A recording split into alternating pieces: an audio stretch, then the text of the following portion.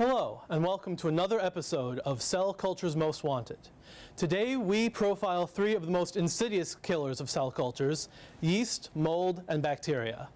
The following is what happened when all three struck the same unsuspecting lab on the same day.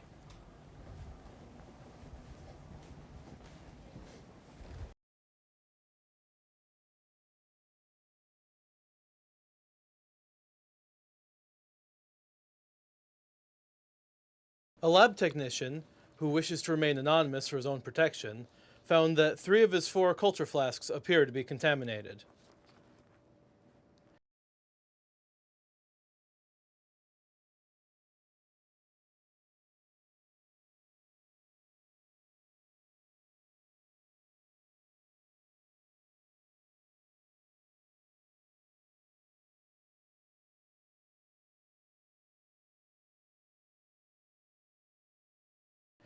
The first flask appears healthy. Note the pinkish color and relative clarity.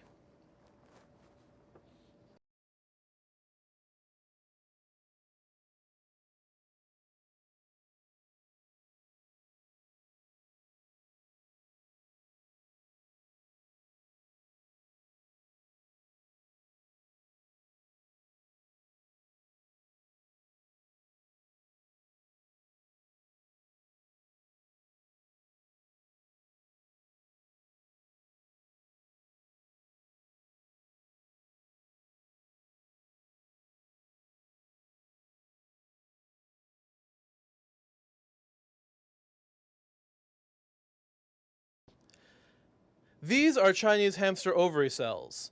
They normally adhere to the inside of the culture flask.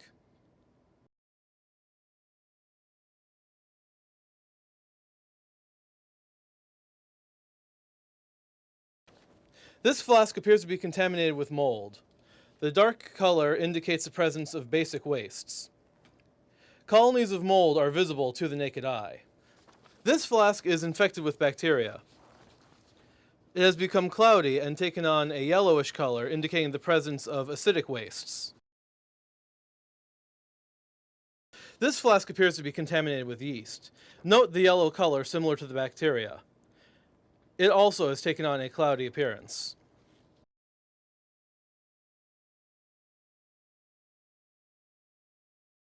Unfortunately, it was too late for the victims. Their flasks were capped tightly and thrown into the biohazard waste container.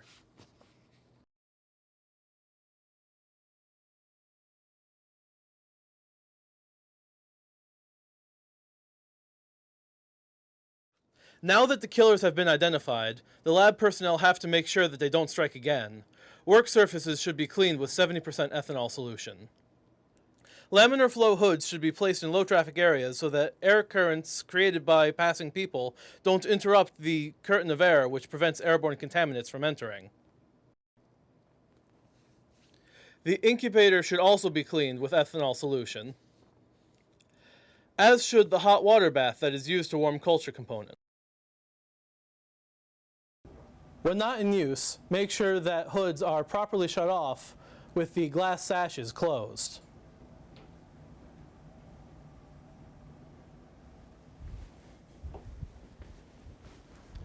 And so the infection was contained. But countless cells are still lost every year to infections such as these. Will the killers strike this laboratory again? Find out next time on Cell Culture's Most Wanted.